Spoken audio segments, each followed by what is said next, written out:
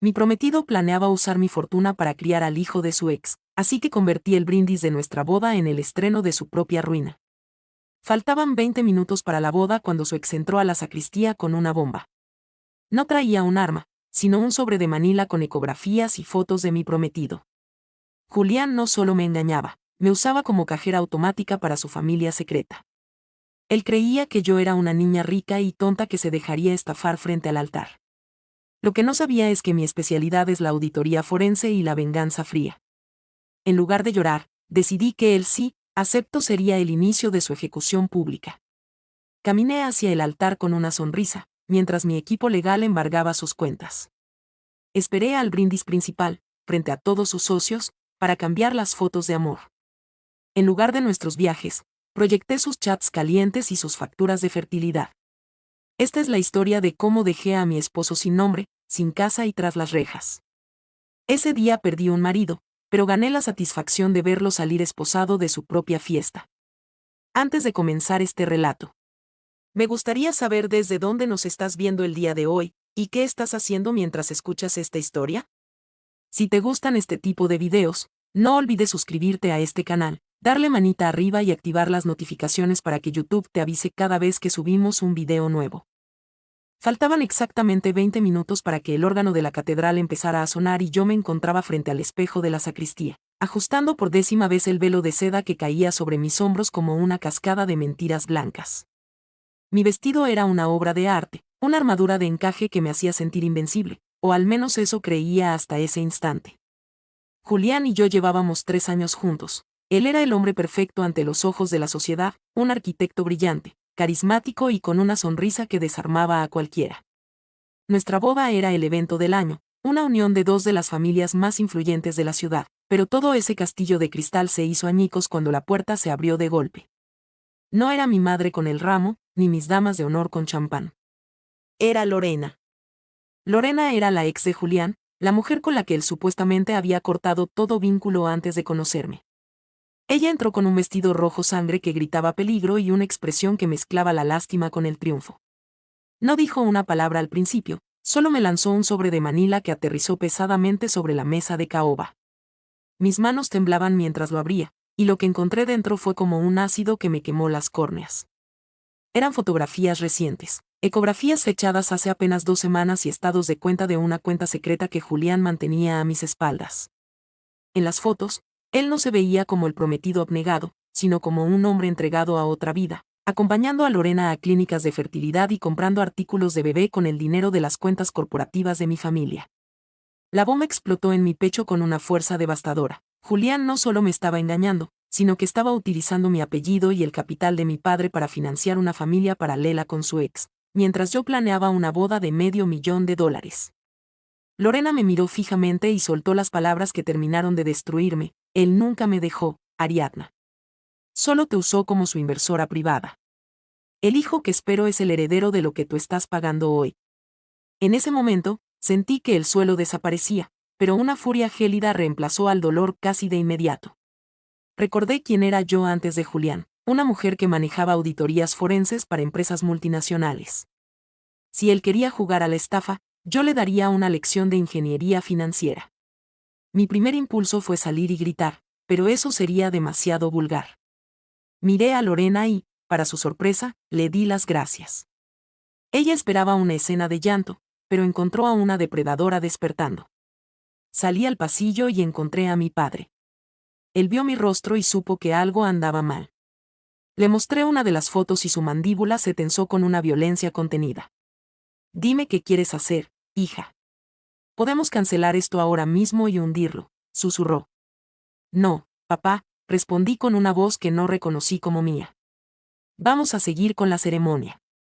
Pero quiero que el equipo legal empiece a redactar una demanda de nulidad por fraude y un embargo preventivo sobre todas sus cuentas ahora mismo. Quiero que su humillación sea el espectáculo principal de la recepción. Caminamos hacia la entrada de la iglesia mientras la marcha nupcial empezaba a sonar. Cada paso que daba sobre la alfombra roja era un cálculo matemático. Al fondo del altar, Julián me esperaba con su mejor máscara de amor eterno, radiante y orgulloso. Los invitados nos miraban con envidia, sin sospechar que estaban asistiendo a un funeral en lugar de a una boda. Cuando llegué a su lado y él tomó mi mano, sentí un asco profundo, pero le devolví la sonrisa más dulce de mi repertorio. El sacerdote comenzó a hablar sobre la fidelidad y el sacrificio, y yo solo pensaba en la presentación de diapositivas que ya estaba preparando mentalmente para el brindis. Julián me susurró al oído que estaba hermosa y que por fin sería dueño de su destino a mi lado. Pobre idiota, no sabía que su destino acababa de ser sellado en un sobre de Manila. Mi plan de venganza por revenge acababa de comenzar, y no me detendría hasta que no le quedara ni el nombre.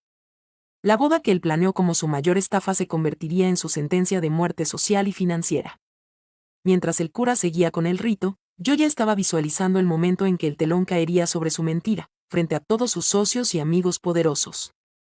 Julián quería mi fortuna, pero lo que iba a recibir era una deuda eterna con la justicia y una mancha de infamia que ninguna cantidad de dinero podría borrar jamás. La ceremonia transcurrió como en una película de terror grabada en cámara lenta. Cada vez que Julián me miraba a los ojos, yo veía a un parásito calculando el valor de mis activos. Pronuncié mis votos con una precisión actoral que me asombró. Cada palabra de amor y lealtad era un dardo envenenado que guardaba para el final de la noche. Cuando el sacerdote nos declaró marido y mujer, el beso de Julián me supo a ceniza y traición. Salimos de la iglesia bajo una lluvia de pétalos y aplausos, rodeados de fotógrafos que capturaban la imagen de la pareja perfecta. En la limusina camino a la recepción, él intentó acariciar mi mejilla. Lo logramos, Ariadna. Ahora el mundo es nuestro, dijo con esa voz aterciopelada que antes me derretía. Aparté su mano con elegancia, fingiendo que no quería estropear mi maquillaje. Todavía falta la gran sorpresa de la noche, querido. Tengo algo preparado que nadie olvidará jamás, le respondí con una sonrisa enigmática. Él pensó que me refería a un regalo de bodas lujoso, quizás un auto o un viaje, y se recostó en el asiento con una suficiencia insoportable. Durante el trayecto, mi teléfono vibró discretamente en mi regazo. Era un mensaje de mi asistente confirmando que el acceso de Julián a las cuentas conjuntas había sido revocado y que los documentos de embargo estaban listos para ser entregados.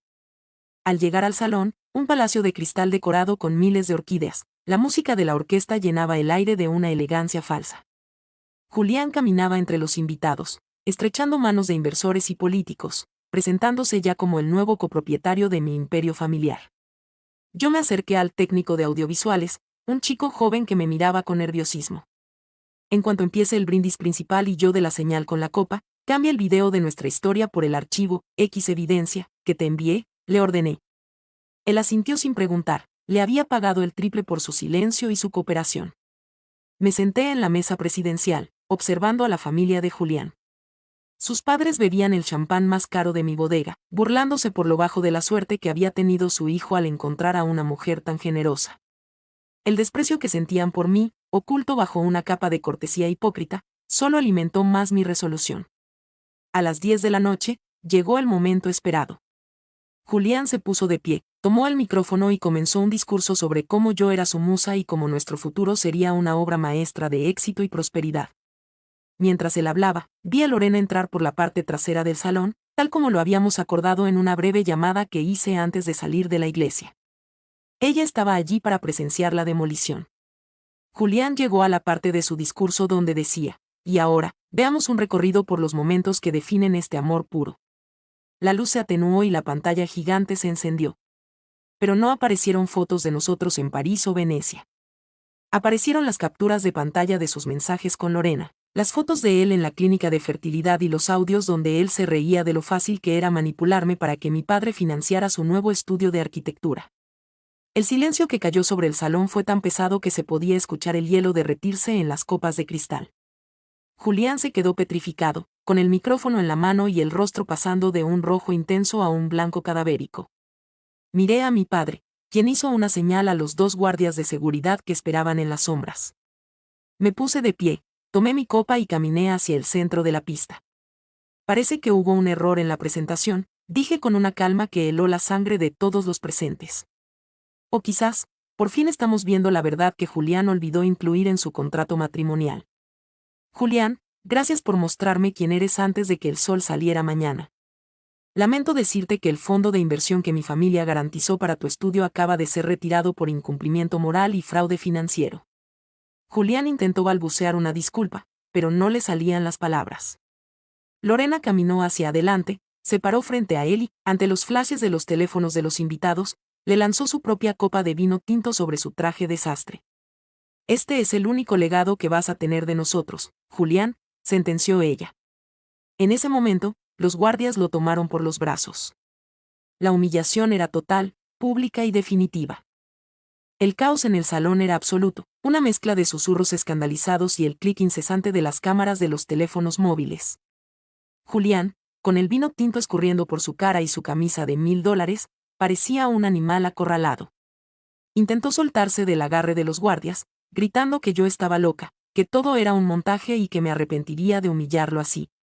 Sus padres se levantaron gritando injurias contra mi familia, pero mi padre, con la autoridad que le daban décadas de juicios ganados, le cerró el paso. La policía está esperando afuera para interrogar a su hijo sobre el desvío de fondos de la fundación de mi hija. Sugiero que guarden sus energías para buscar un abogado que acepte el caso, sentenció con una frialdad que los dejó mudos. Yo permanecí en el centro de la pista, observando la escena con una indiferencia que me nacía del fondo del alma. No sentía tristeza, solo la satisfacción quirúrgica de haber extirpado un tumor de mi vida. Julián fue arrastrado hacia la salida lateral entre los abucheos de algunos de los inversores que se sintieron estafados por sus mentiras. Una vez que la basura fue retirada, me dirigí a los invitados. Siento mucho que la cena se haya visto interrumpida por la realidad. Pero la comida es excelente y el champán ya está pagado. Los invito a que sigan disfrutando, consideren esto una fiesta de celebración por mi libertad, no de mi boda. Sorprendentemente, la orquesta empezó a tocar un ritmo más alegre por orden mía y la gente, tras el shock inicial, comenzó a beber con una avidez morbosa. El escándalo sería la comidilla de la alta sociedad durante meses, pero mi nombre ya no estaría asociado a la mujer engañada, sino a la mujer que destruyó al cazafortunas. Me retiré a la suite nupcial, que ahora era simplemente mi suite de lujo. Me quité el velo y lo dejé caer en un rincón como si fuera un pedazo de basura.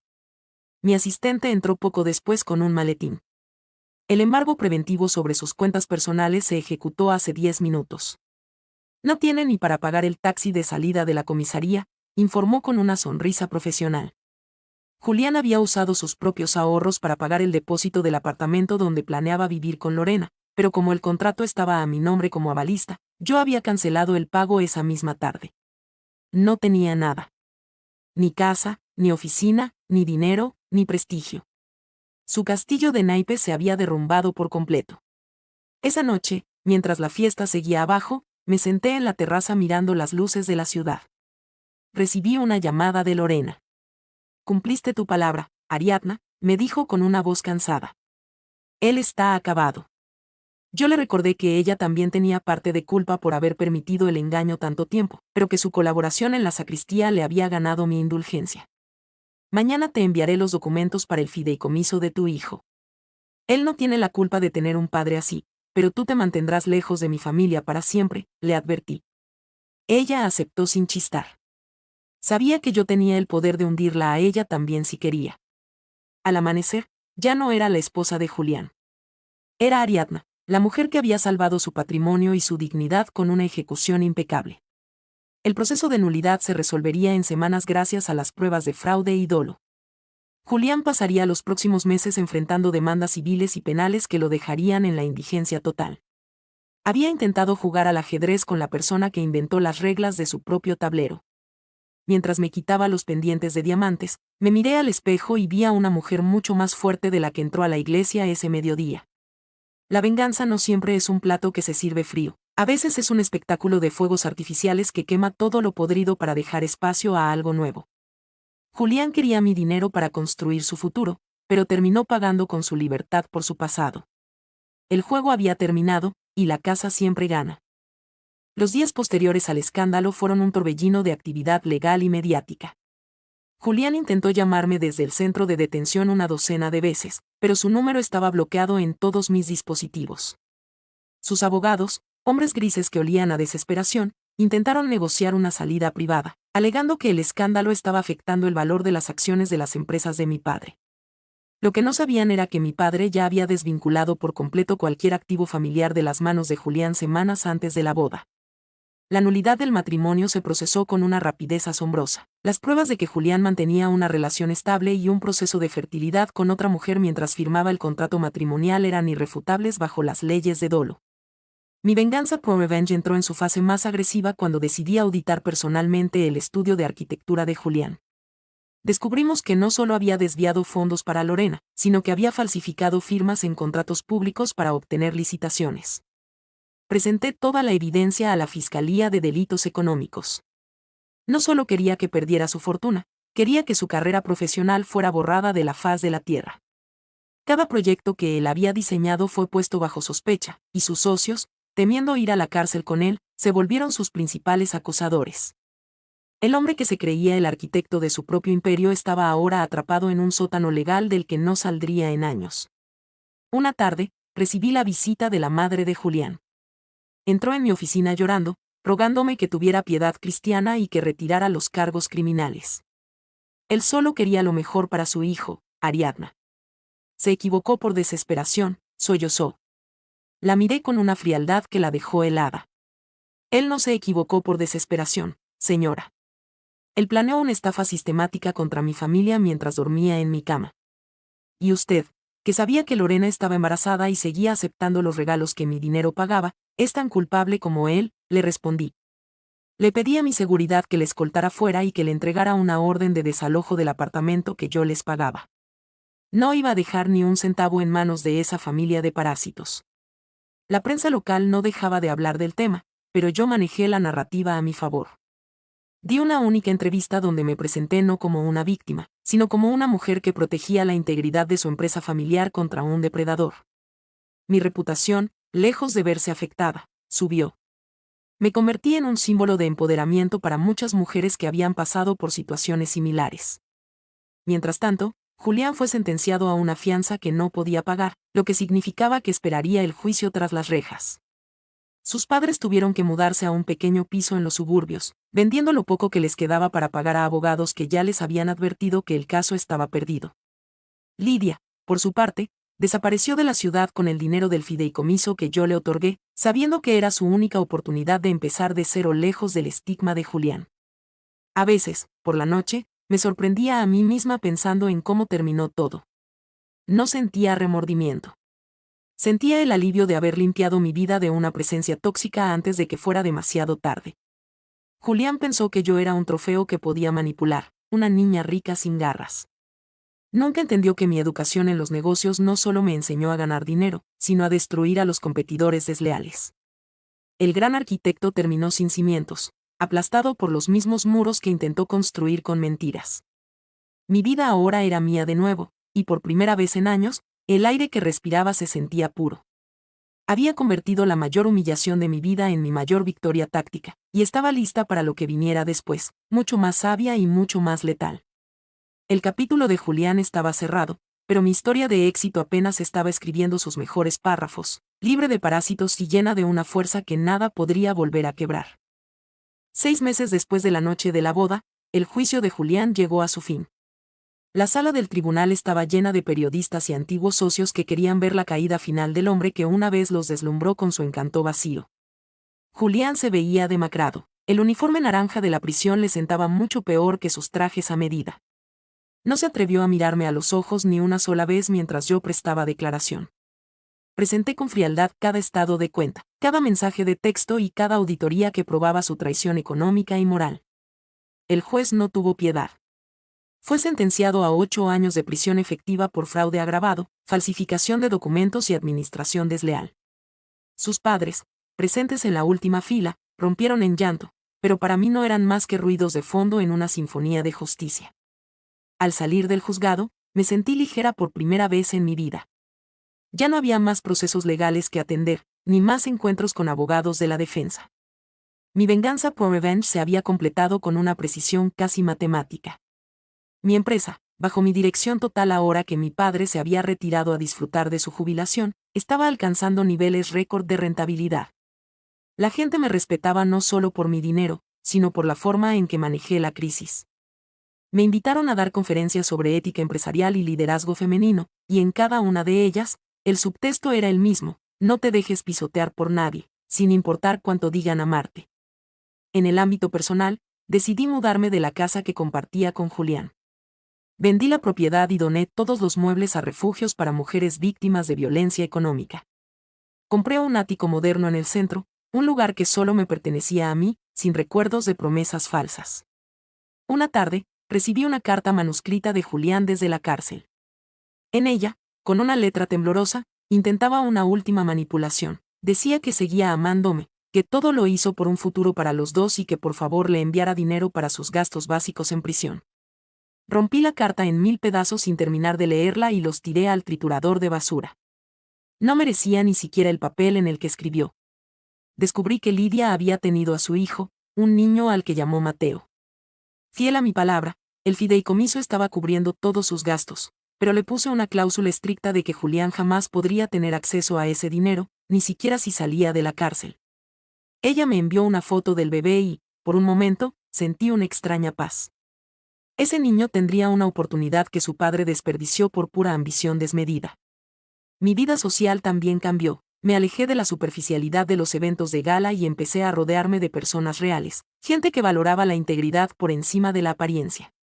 Conocí a un hombre meses después, un abogado de derechos humanos que no sabía nada de mi fortuna hasta que la prensa nos fotografió juntos. Nuestra relación se basó en la verdad desde el primer día, sin juegos ni agendas ocultas. Fue entonces cuando entendí que Julián no solo había sido un fraude económico, sino un fraude emocional que me impedía ver lo que era el afecto genuino. A veces, la vida tiene que demoler todo lo que crees que es sólido para que puedas construir algo que realmente aguante la tormenta. Mi boda explosiva fue el terremoto necesario para limpiar el terreno. Mirando hacia atrás, le agradezco a Lorena por haber tenido el valor de entrar en esa sacristía. Su despecho fue mi salvación. Ahora, cada vez que paso por delante de una iglesia, no siento amargura, sino una sonrisa interna. La historia del gran arquitecto terminó en una celda, mientras que la mujer que él pensó que podía engañar está ahora diseñando su propio imperio, mucho más grande y sólido de lo que él jamás pudo imaginar. La verdadera pro-revenge no es solo ver al otro caer, es elevarse tanto que su existencia se vuelva irrelevante. Y yo, Ariadna, estaba volando más alto que nunca. La vida continuó su curso y el nombre de Julián se convirtió en una anécdota lejana en las cenas de sociedad, un cuento de advertencia para los incautos. Sin embargo, mi proceso de sanación personal apenas estaba entrando en una fase más profunda. No se trataba solo de haber ganado la batalla legal o financiera, sino de reconstruir mi capacidad de confiar en mi propio juicio. Pasé mucho tiempo con terapeutas y mentores, analizando cómo pude pasar por alto tantas señales de alerta durante 3 años. Descubrí que el encanto de Julián era una droga diseñada para nublar la lógica, y que mi deseo de tener la vida perfecta me había vuelto cómplice de mi propio engaño. Fue una lección de humildad necesaria que me hizo una empresaria mucho más astuta. Empecé a implementar filtros de integridad en todas mis contrataciones, no solo basados en currículums, sino en el carácter de las personas. Mi empresa se convirtió en un refugio de honestidad en un mundo corporativo a menudo corrupto. Un año después de la sentencia, recibí noticias de que la madre de Julián había fallecido tras una larga enfermedad. No sentí alegría, pero tampoco tristeza. La amargura de haberlo perdido todo, sumada a la vergüenza de los actos de su hijo, la habían consumido. Supe que Julián pidió permiso para asistir al entierro, pero se lo denegaron por el riesgo de fuga que siempre representó. Fue un recordatorio sombrío de que las acciones de una persona tienen efectos colaterales que destruyen a quienes más dicen amarla. Julián se estaba quedando solo en el mundo, tal como él me dejó emocionalmente en aquel altar. Mi relación con el abogado de derechos humanos, David, se fortaleció. Con él no había necesidad de auditorías constantes, su vida era un libro abierto. Viajamos juntos a lugares donde nadie sabía quién era yo, y allí descubrí que la felicidad no reside en el reconocimiento social, sino en la paz de una tarde tranquila sin mentiras acechando. Por otro lado, la fundación que creé para ayudar a víctimas de fraude económico creció exponencialmente. Empecé a dar charlas en universidades sobre cómo detectar perfiles narcisistas y depredadores financieros. Mi historia se convirtió en un caso de estudio en facultades de psicología y derecho.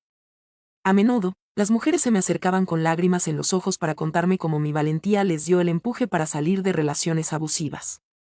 Ahí fue cuando comprendí que mi venganza había trascendido lo personal para convertirse en algo socialmente útil. El dinero que Julián intentó robar estaba ahora educando a una nueva generación de mujeres para que nunca fueran sus víctimas. La ironía era perfecta. Él quería usar mi capital para su propio beneficio, y terminó financiando la destrucción del modelo de hombre que él representaba. Mientras tanto, en prisión, me contaron que Julián intentó sin éxito escribir un libro de memorias para limpiar su nombre. Ninguna editorial seria quiso tocar el manuscrito, y los fragmentos que se filtraron solo mostraban a un hombre resentido que seguía culpando a todos los demás por sus propios crímenes. Su incapacidad de asumir la responsabilidad era su verdadera cadena perpetua. Yo, en cambio, estaba escribiendo un nuevo capítulo de mi vida lleno de luz. Mi padre, antes de morir pacíficamente unos meses después, me dijo que su mayor orgullo no fue mi éxito empresarial, sino la forma en que defendí mi dignidad aquel día de la boda. Elegiste la verdad sobre la apariencia, Ariadna. Eso es lo que te hace una verdadera heredera, me susurró. Esas palabras se convirtieron en mi brújula. La boda que soltó la bomba no fue el fin de mi vida, sino el estallido que iluminó el camino hacia mi verdadera identidad. Había pasado de ser una pieza en el plan de un estafador a ser la arquitecta de una realidad basada en el respeto y la integridad. Y aunque Julián siguiera contando sus días en una celda, yo ya no contaba los míos por el pasado, sino por las infinitas posibilidades de un futuro que yo misma estaba construyendo, ladrillo a ladrillo, sobre una base de verdad absoluta. Han pasado 3 años desde que aquel vestido de novia quedó colgado en el olvido, y mi vida se siente finalmente como una obra terminada con cimientos de acero. Julián sigue en prisión, pero para mí es como si hubiera muerto hace una eternidad. Mi empresa se ha expandido a mercados internacionales y mi labor filantrópica ha sido reconocida por organismos mundiales. Sin embargo, la vida tiene formas extrañas de cerrar ciclos. Hace un mes, recibí una solicitud de visita desde el centro penitenciario. Julián quería verme. Mi primera reacción fue reír y tirar el papel a la basura, pero algo dentro de mí sintió la necesidad de poner un punto final definitivo, cara a cara, ya no como una mujer herida, sino como la dueña absoluta de su destino. David, mi pareja, me apoyó en la decisión. Ve y demuéstrale que ya no tiene ningún poder sobre ti, me dijo. Entré en la prisión con una calma que me sorprendió. El olor a humedad y desinfectante me recordó lo bajo que había caído el hombre que una vez solo aceptaba dormir en sábanas de seda de 1000 hilos. Cuando se sentó frente a mí, separado por un cristal, apenas lo reconocí. El brillo de sus ojos se había apagado, reemplazado por una mirada de derrota profunda. Intentó hablar, pero su voz era un susurro roto. Solo quería pedirte perdón, Ariadna. Sé que arruiné todo, balbuceó. Lo miré con una lástima infinita, pero sin una gota de odio. No viniste a pedir perdón, Julián. Viniste a ver si todavía quedaba un rastro de la mujer que podías manipular para que te ayudara a salir de aquí. Pero esa mujer murió el día que Lorena entró en la sacristía, le respondí con una voz firme y clara. Él bajó la cabeza, sabiendo que su última carta no había funcionado. No te guardo rencor, porque el rencor es una conexión, y yo ya no estoy conectada a ti de ninguna manera. Eres solo un recordatorio de lo que sucede cuando alguien pone su ambición por encima de su humanidad, añadí. Me levanté para irme y él pegó su mano al cristal, suplicando que no lo dejara solo. No miré atrás. Al salir al aire libre, sentí que una última cadena se rompía en mi pecho. Había visto al monstruo y me di cuenta de que era simplemente un hombre pequeño y patético. Esa tarde, fui a ver a Mateo, el hijo de Lidia. El niño corría por el parque, ajeno a toda la tormenta que rodeó su nacimiento. Lidia y yo hemos mantenido una relación cordial pero distante. Ella ha rehecho su vida y el fideicomiso le ha permitido ser una madre presente y dedicada. Ver a ese niño feliz me confirmó que mi decisión de no destruir a Lorena junto con Julián fue la correcta. El mal se corta donde empieza, y no tiene por qué manchar a los inocentes. Mi historia se ha convertido en un referente de lo que en Internet llaman pro-revenge, pero yo prefiero llamarlo justicia integral. No solo le quité su libertad, sino que le quité el acceso a cualquier forma de redención económica o social. Julián saldrá de la cárcel en unos años y se encontrará con un mundo que ha borrado su nombre. No tendrá referencias laborales, no tendrá familia que lo apoye y no tendrá ni un centavo del imperio que intentó robar. Vivirá el resto de sus días bajo la sombra de su propia bajeza, mientras que yo sigo construyendo un legado de integridad. David y yo decidimos casarnos la semana pasada. No hubo catedrales, ni orquídeas blancas, ni presentaciones de diapositivas, ni prensa. Fue una ceremonia íntima en la playa, al atardecer, con solo 10 personas presentes. No usé blanco, usé un vestido azul profundo que reflejaba el color del mar. Cuando dijimos sí, no hubo miedo ni sombras. Sabía exactamente quién era el hombre frente a mí, y él sabía quién era yo. La boda que soltó la bomba fue solo el preludio necesario para este momento de paz absoluta. A veces, las personas me preguntan si volvería atrás para evitar conocer a Julián. Mi respuesta es siempre no. Gracias a él, aprendí que mi valor no depende de la validación de un hombre, y que mi fuerza es incalculable cuando se trata de defender lo que es correcto. Soy Ariadna, y soy la arquitecta de una vida que ninguna mentira puede derrumbar. El juego de Julián terminó en un sótano oscuro, pero mi vida es un horizonte abierto que no para de crecer. La calma que siguió a mi visita a la prisión fue el cierre definitivo que mi alma necesitaba.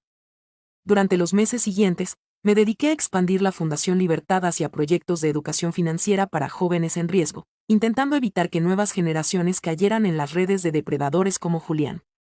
Sin embargo, el destino me tenía preparada una última vuelta de tuerca. Recibí una notificación legal informándome que Julián había intentado demandarme desde la cárcel por daño moral y por el control del fideicomiso de Mateo. Alegaba que yo lo había coaccionado para renunciar a sus derechos paternales y que su situación económica era culpa de mi persecución personal. Fue un movimiento desesperado de un hombre que se ahoga, pero esta vez, yo no tuve que mover un dedo. El juez desestimó la demanda en menos de 48 horas, calificándola de frívola y malintencionada. La reputación de Julián era tan nula que incluso el sistema judicial lo veía como una molestia molesta. Lo más satisfactorio fue ver cómo sus propios abogados de oficio renunciaron al caso cuando se dieron cuenta de que no había ni una pizca de verdad en sus reclamos. Mientras tanto, mi vida con David florecía en una cotidianeidad llena de luz. Habíamos construido un hogar basado en la transparencia radical, donde cada decisión se tomaba en conjunto y cada éxito se celebraba como un logro compartido. Mi empresa seguía prosperando, pero ahora yo delegaba mucho más, entendiendo que el tiempo es el activo más valioso que tenemos. Mi padre siempre decía que el verdadero éxito es poder dormir tranquilo por las noches, y finalmente yo lo había logrado. La boda explosiva se convirtió en un caso de estudio en seminarios de derecho civil, y a menudo me pedían que diera charlas sobre cómo detectar el fraude emocional en los contratos matrimoniales. Me convertí en una experta involuntaria en las sombras del corazón humano, pero eso me permitió ayudar a cientos de mujeres a protegerse antes de que fuera demasiado tarde. Un día, caminando por el centro de la ciudad, vi a un hombre que se parecía a Julián. Por un segundo, mi corazón se aceleró, pero luego me di cuenta de que era solo un desconocido. La sombra de su presencia se había desvanecido por completo, dejando solo una cicatriz que recordaba una lección aprendida. Descubrí que Lorena se había casado de nuevo, esta vez con un hombre honesto que adoptó legalmente a Mateo. Me envió una carta de agradecimiento, diciendo que sin mi ayuda inicial, ella probablemente habría terminado en la calle con su hijo. Sentí que el círculo de la justicia se había cerrado por completo. Lo que Julián intentó destruir, la vida de 2 mujeres y un niño, se había transformado en 2 hogares estables y exitosos. El mal que él sembró terminó germinando en algo bueno a pesar de él. Mi venganza por Revenge no fue un acto de crueldad gratuita, sino un reequilibrio del universo. Le quité todo lo que usó para hacer daño y lo redistribuí entre quienes realmente merecían una oportunidad. Julián seguirá contando sus días en la celda, consumido por su propio narcisismo, mientras yo sigo construyendo un legado que va mucho más allá del dinero. La paz es la victoria final, y yo la tenía en abundancia. A veces, cuando miro el mar desde mi terraza, pienso en la Ariadna que estaba en esa sacristía hace años. Le diría que no tuviera miedo del estallido, porque las bombas a veces son necesarias para demoler las prisiones invisibles en las que vivimos. Mi vida ya no es una presentación de diapositivas editada para la sociedad, es una realidad sólida, vibrante y, sobre todo, verdadera. La historia de la boda que nunca fue terminó siendo la mejor historia de mi vida, porque me enseñó que yo soy la única dueña de mi destino. Y mientras el sol se pone sobre el horizonte, sé que lo mejor está por venir, libre de sombras y llena de una luz que nada puede apagar. Hoy me desperté en mi casa de las montañas, rodeada del silencio que solo la naturaleza y la conciencia tranquila pueden otorgar. Han pasado años desde que el nombre de Julián dejó de causarme cualquier tipo de reacción. Hace una semana recibí la noticia de que finalmente cumplió su condena y fue puesto en libertad bajo vigilancia. La prensa, que antes lo perseguía por el escándalo, ni siquiera mencionó su salida. Se ha vuelto un hombre invisible, una sombra que camina por un mundo que ya no tiene espacio para sus engaños. Según los informes de mi equipo de seguridad, intentó buscar trabajo en varias firmas de arquitectura, pero su inhabilitación profesional y su pasado criminal lo convirtieron en un paria. Vive en un pequeño hostal de caridad y trabaja limpiando oficinas por las noches, las mismas oficinas que alguna vez soñó con poseer. Es la justicia poética perfecta. El hombre que despreciaba el trabajo honesto y buscaba atajos de oro, ahora se gana la vida con el sudor de su frente en el anonimato total. No siento alegría por su miseria, pero siento que el universo ha recuperado su equilibrio. Él tiene la oportunidad de aprender lo que es la humildad, si es que su ego se lo permite alguna vez. Por mi parte, mi vida es un testimonio de lo que sucede cuando eliges la integridad sobre la conveniencia. Mi hijo mayor, a quien llamamos Julián en honor a mi abuelo y no a su padre biológico, pues David lo adoptó con todo su amor, ya corre por el jardín. Es un niño lleno de luz que crecerá sabiendo que la honestidad es el valor más grande que un hombre puede poseer. Mi empresa sigue siendo un referente de ética y la Fundación Libertad ha ayudado ya a miles de personas a reconstruir sus vidas tras desastres financieros. He aprendido que la verdadera pro-revenge no es un acto momentáneo de furia, sino una vida bien vivida que invalida por completo la traición del pasado. Julián quería usarme para subir a la cima, y lo que hizo fue darme el empujón definitivo para que yo construyera mi propia montaña.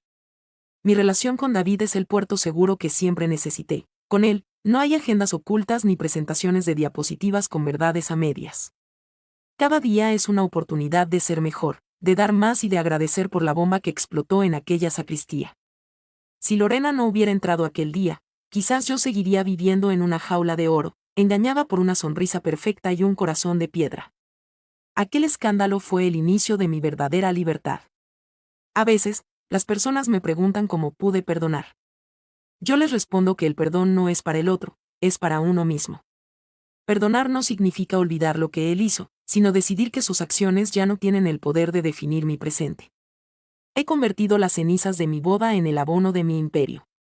Mientras miro a David jugar con nuestro hijo en el césped, siento una gratitud profunda por cada lágrima derramada y cada batalla legal librada. Soy Ariadna, y he demostrado que la verdad no solo nos hace libres, sino que nos hace invencibles.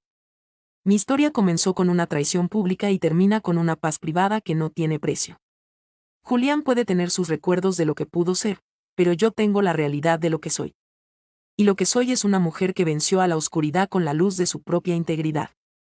La boda que soltó la bomba fue el final de una mentira y el inicio de una leyenda personal. Y mientras el sol se pone, iluminando las montañas, sé que el futuro es un lienzo en blanco que seguiré pintando con los colores de la verdad y el amor real. La partida ha terminado, y el resultado es una vida extraordinaria que nadie podrá arrebatarme jamás.